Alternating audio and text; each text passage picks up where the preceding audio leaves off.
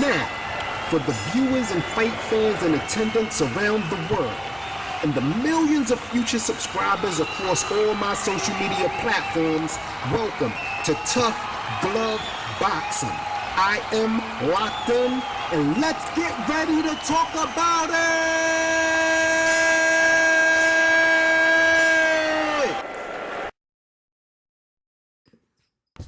What's good, everybody? I'm locked in. Welcome to another episode of Tough Glove Boxing.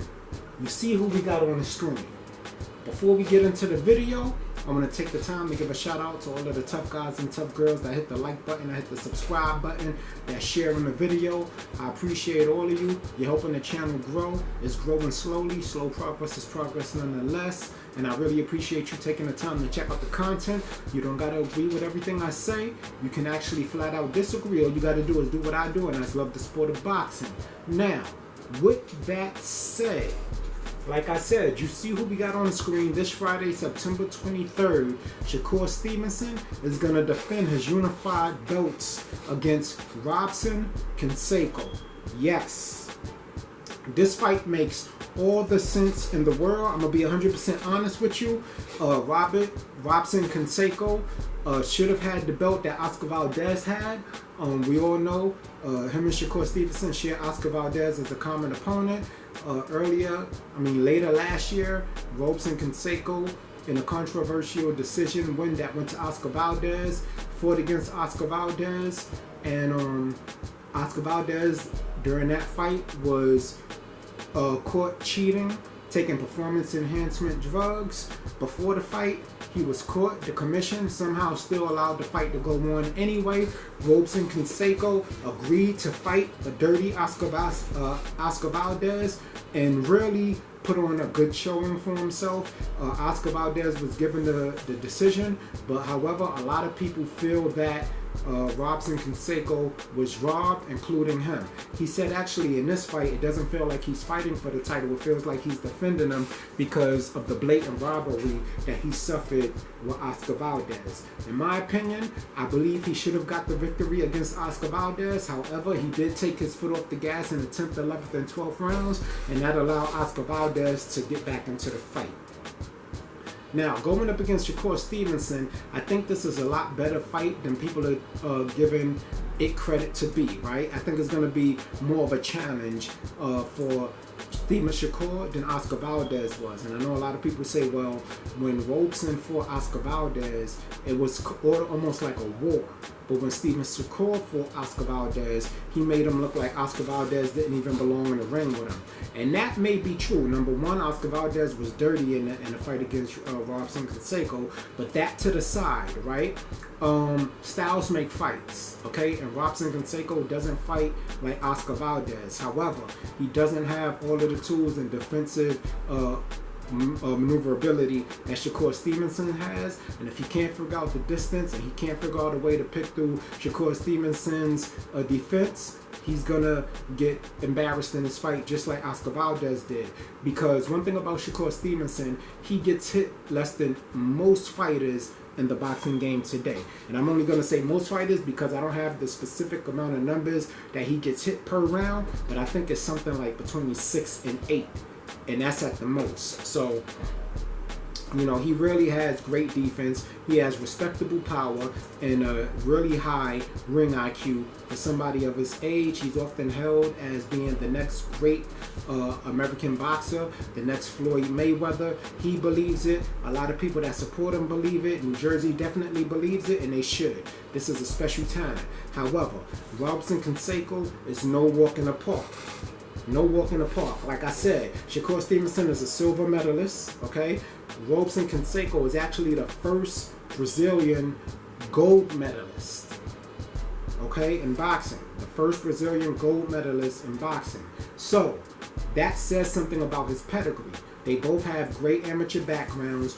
Robson Conceicao is older. Shakur Stevenson is fresher. However, you have experience against a young hungry lion, and I don't think it's going to be a walk in the park. I think Shakur Stevenson edges it out. However, I do think you may see him go through a little bit of adversity that we're not used to seeing him going. because Robson is not scared, as shown in his face-off. Robson Conceicao was very ready. He looks like he's tuned in, he's locked in.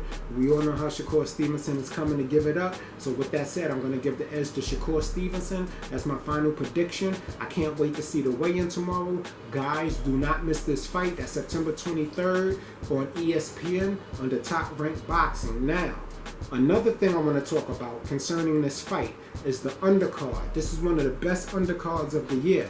We have some incredible prospects, right? We got, before we even get to the prospects, the other thing that makes the fight with Shakur Stevenson and Robson great is they almost have identical records, right? Shakur Stevenson has 18 wins, 0 knockouts, 0 losses, and 9 wins by way of knockout.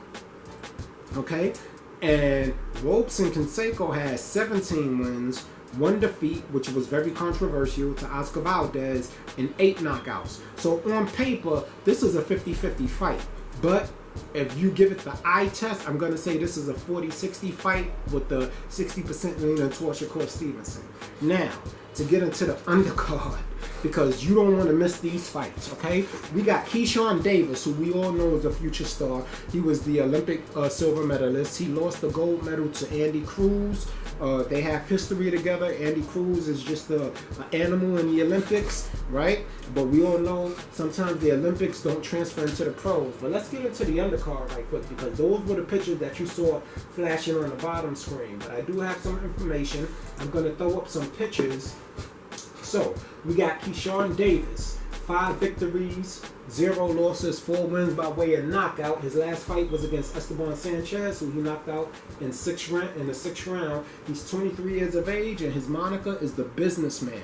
And that's exactly what he does. When he gets into that ring, he takes care of business. Shout out to DB3. That's Davis brothers. There's 3 of them, and all of them are beasts, okay? But Keyshawn Davis seems to be the shining star right now, although I did see his older brother's last fight, and that was a great fight. I want to apologize for the noise y'all hear in the background. I told y'all last week we have in the house, we have the interior decorator redoing a large portion of the house, so those are the carpenters that you hear. So I apologize for any noise you may hear as far as that's concerned. But so we're going to get to see Keyshawn Davis in action. Okay, here's Keyshawn Davis's picture, just in case y'all don't know who he is, but we should all know who they are. But since they're prospects, I'm going to put all of their pictures up. Now, as far as who else do we have, we got Bruce Carrington from Brownsville, Brooklyn. I love this fighter. This is one of my favorite prospects. I think he has a great future ahead of him. I expect him to get past his competition.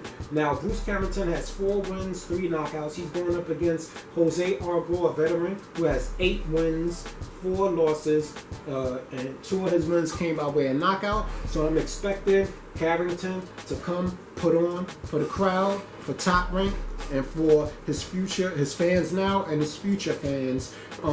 He's coming out of Brownsville, Brooklyn. We all know the pedigree of people that come out of Brownsville, Brooklyn, but if you actually watch him fight, he reminds me of a miniature version of kind of like, I want to say Zab Judah in a way, like a miniature version of Zab Judah mixed with a little bit of Crawford. There's some things about Crawford that I see in him, right?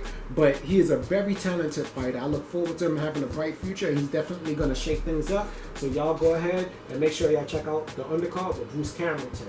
Now, we have Jahi Tucker. 8 wins, 0 losses, 5 wins by way of knockout. He's going up against Jose Luis Sanchez. 11 wins, 2 losses, 1 draw. 4 of his wins come by way of knockout. I'm expecting Tucker to come out with a victory in that fight as well. He's another young prospect. Here's what he looks like. He's a up-and-comer, right? I do like to see this guy fight. Now, his last performance to me wasn't bad. Okay, and when I say it wasn't bad, I don't mean to say it like that. I think he went the distance, if I'm not mistaken. No, that was Luis Sanchez. Okay, my bad. But anyway, you guys want to check out Jahi Tucker? Okay, he's another up and coming prospect to look out for. And then we also got Henry Moncho Lebron, 16 wins, 0 losses, 10 wins by way of knockout, fighting at junior lightweight. Okay, he's going into an 8-rounder. And then we also have in the featherweight direction, Orlando Gonzalez, 18 wins, 1 loss, 11 wins by way of knockout. He's also going to do 8 rounds. Now, last but not least, we have my dude from the Boogie Down Bronx.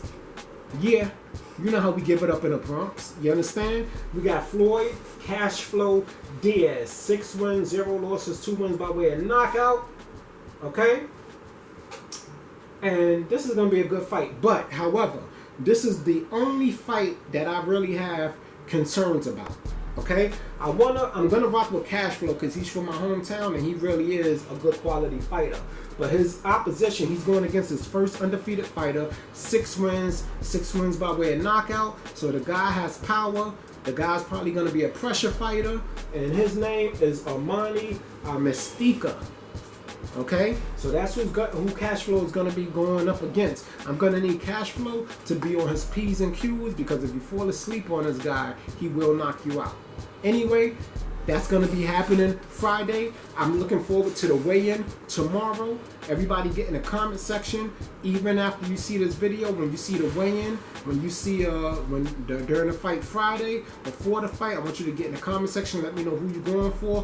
Who do you think the most exciting prospect fight is going to be on the undercard? I'm locked in. I thank you for checking out the content again. Tough Glove Boxing. I'm out. You ain't gotta go home, but you gotta get the hell up out of here.